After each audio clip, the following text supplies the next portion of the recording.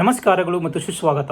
TQRನಿಂದ ನಿಮ್ಮ CA Hanumantharao R Chaudhary ಮಾಡುವ ನಮಸ್ಕಾರ ಮತ್ತು ಸುಸ್ವಾಗತ. ನಾನು CA Hanumantharao R Chowdhary, practising more than 15 years. TQR 5ನಲ್ಲಿ ಇವತ್ತಿನ ಪ್ರಶ್ನೆ ಆಗಿರುತ್ತದೆ. ನಮ್ಮ CA ಹೇಮಂತ್ ಗೋಡ್ಬಲೆ ಅವರ ಆಡಿಯನ್ಸ್ನಿಂದ ಈ ಪ್ರಶ್ನೆ ಬಂದಿರುತ್ತದೆ. ಅವರ ಪ್ರಶ್ನೆ ಆಗಿದೆ, ನಾನು ಮತ್ತು ನನ್ನ ಪತ್ನಿಯವರು ಇಬ್ಬರೂ ಕೂಡ ಸ್ಯಾಲರಿ ಹೋಲ್ಡರ್ ಆಗಿರುತ್ತೇವೆ. ಒಂದು ತಿಂಗಳ ಹಿಂದೆ ನಾವು ಒಂದು ಜಾಯಿಂಟ್ ಅಕೌಂಟ್ಸ್ ಓಪನ್ ಮಾಡಿ ಬಂದಿರುವ ಎಲ್ಲ ಸ್ಯಾಲರಿ ನಮ್ಮ ಜಾಯಿಂಟ್ ಅಕೌಂಟ್ನಲ್ಲಿ ನಾವು ಟ್ರಾನ್ಸ್ಫರ್ ಮಾಡುತ್ತೇವೆ ಮತ್ತು ನಮ್ಮ ಎಲ್ಲ ಎಕ್ಸ್ಪೆನ್ಸಸ್ ಕೂಡ ನಾವು ನಮ್ಮ ಜಾಯಿಂಟ್ ಅಕೌಂಟ್ನಲ್ಲಿ ಖರ್ಚು ಮಾಡಿ ಉಳಿದಿರುವ ಅಮೌಂಟ್ ತಿಂಗಳಿಗೆ ನಾವು FDಗೆ ಟ್ರಾನ್ಸ್ಫರ್ ಮಾಡುತ್ತೇವೆ. ಜಾಯಿಂಟ್ ಅಕೌಂಟ್ನ ಪ್ರೈಮರಿ ಹೋಲ್ಡರ್ ಆಗಿದ್ದಾರೆ ನಮ್ಮ ಪತ್ನಿಯವರು.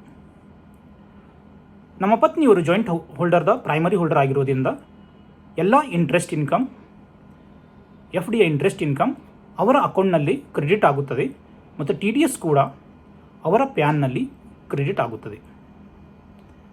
ಅವರ ಪ್ರಶ್ನೆ ಇದು ಆಗಿರುತ್ತದೆ, ಇಂಥ ಸಂದರ್ಭದಲ್ಲಿ ಬಂದಿರುವ ಇಂಟ್ರೆಸ್ಟ್ ಇನ್ಕಮ್ ಯಾರ ಇನ್ಕಮ್ನಲ್ಲಿ ಆ್ಯಡ್ ಮಾಡಬೇಕು? ಇದು ಅವರ ಪ್ರಶ್ನೆ ಆಗಿರುತ್ತದೆ. ಇದು ಪ್ರಾಕ್ಟಿಕಲ್ ಆಗಿ ನಮ್ಮ ಇಂಡಿಯಾದಲ್ಲಿ ಎಲ್ಲರೂ ಫಾಲೋ ಮಾಡುತ್ತಿದ್ದಾರೆ. Specially in India everyone following this method. ಆದರೆ ಇನ್ಕಮ್ ಟ್ಯಾಕ್ಸ್ ತತ್ವಗಳ ಪ್ರಕಾರ principle of income tax says, ನಿಮಗೆ ಬಂದಿರುವ ಎಲ್ಲ ರಿಸಿಟ್ಸ್ ಇನ್ಕಮ್ ಆಗಿರೋದಿಲ್ಲ. ಅಂದರೆ ನಿಮಗೆ ಬಂದಿರುವ ನಿಮ್ಮ ಅಕೌಂಟ್ಗೆ ಕ್ರೆಡಿಟ್ ಆಗಿರುವ ಎಲ್ಲ ಇನ್ಕಮ್ ಅದು ನಿಮ್ಮ ಆದಾಯ ಆಗಿರೋದಿಲ್ಲ. ಅದು ಸಾಬೀತುಪಡಿಸುವುದು ಇನ್ಕಮ್ ಟ್ಯಾಕ್ಸ್ ಡಿಪಾರ್ಟ್ಮೆಂಟ್ ಅವರ ಹೊಣೆಯಾಗಿರುತ್ತದೆ.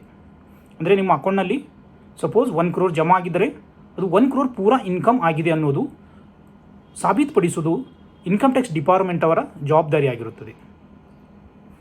ಒಂದು ವೇಳೆ ಅವರು ಸಾಬೀತುಪಡಿಸಿದ್ರು ಅದು ನಿಮ್ಮ ಇನ್ಕಮ್ ಆಗಿದೆ ಅಂತ, ಆವಾಗ ನಿಮ್ಮ ಟ್ಯಾಕ್ಸ್ ಪೇಯರ್ ಅಂದರೆ ನಿಮಗೆ ನೀವು ಪ್ರೂವ್ ಮಾಡಬೇಕಾಗುತ್ತದೆ ಅದು ಇನ್ಕಮ್ ಯಾರ ಇನ್ಕಮ್ನಲ್ಲಿ ಆ್ಯಡ್ ಆಗಿರಬೇಕು ಮತ್ತು ಅದು ಇನ್ಕಮ್ ಟ್ಯಾಕ್ಸೇಬಲ್ ಆಗಿದೆಯಾ ಅಥವಾ ನಾನ್ ಟ್ಯಾಕ್ಸೇಬಲ್ ಆಗಿದೆಯಾ.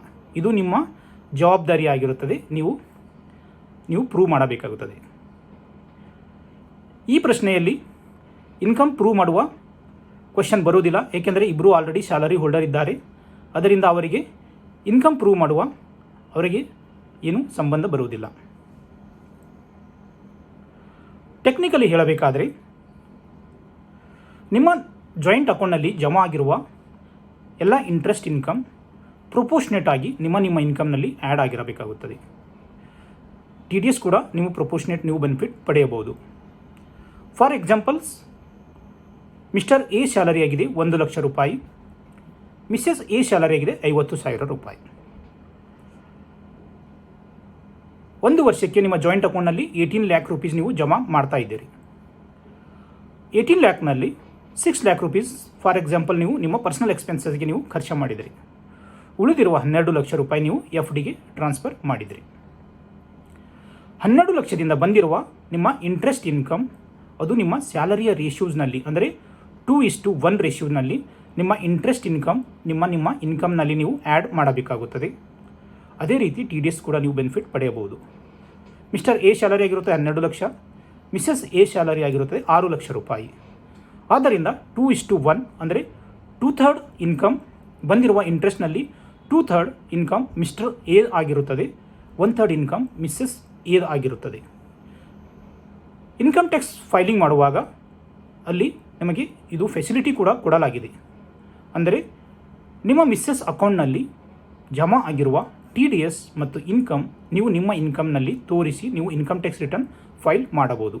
ಅಂದರೆ ನಿಮ್ಮ ಮಿಸ್ಸಸ್ ಹೆಸರಿನಲ್ಲಿ ಪ್ಯಾನ್ನಲ್ಲಿ ಜಮಾ ಆಗಿರುವ TDS ಕೂಡ ನೀವು ಇನ್ಕಮ್ ಟ್ಯಾಕ್ಸ್ ಫೈಲ್ ಮಾಡುವಾಗ ನೀವು ನಿಮ್ಮ ಹೆಸರಿನಲ್ಲಿ ಟ್ರಾನ್ಸ್ಫರ್ ಮಾಡಿ ನೀವು ಇನ್ಕಮ್ ಮತ್ತು TDS ಬೆನಿಫಿಟ್ ನೀವು ಇನ್ಕಮ್ ತೋರಿಸಿ ನಿಮ್ಮ TDS ಬೆನಿಫಿಟ್ ಕೂಡ ನೀವು ಪಡೆಯಬಹುದು.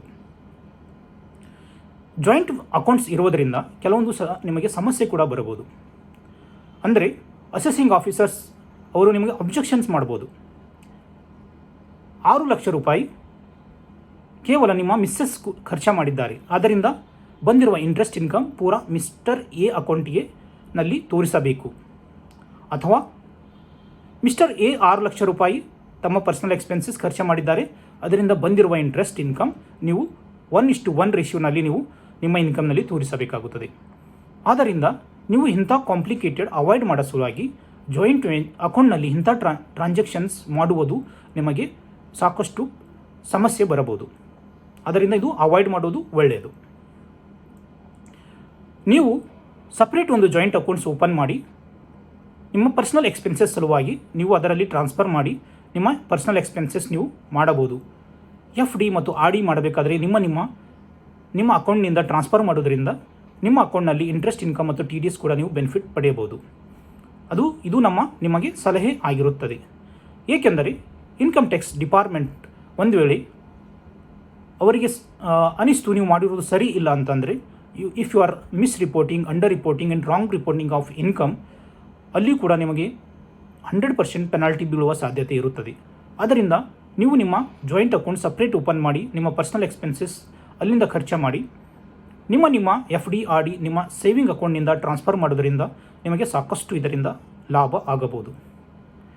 TQRನಿಂದ ಪ್ರಶ್ನೆ ಕೇಳೋದ್ರಿಂದ ನಿಮಗೆ ತುಂಬ ಧನ್ಯವಾದಗಳು. ಇದೇ ರೀತಿ ನೀವು ಪ್ರಶ್ನೆಗಳನ್ನು ನಿಮ್ಮ ಭಾಷೆಯಲ್ಲಿ ಕೇಳ್ತಾ ಇರಿ. ನಾವು ನಿಮಗೆ ನಿಮ್ಮದೇ ಆದ ಭಾಷೆಯಲ್ಲಿ ಉತ್ತರ ನೀಡಿರುತ್ತೇವೆ.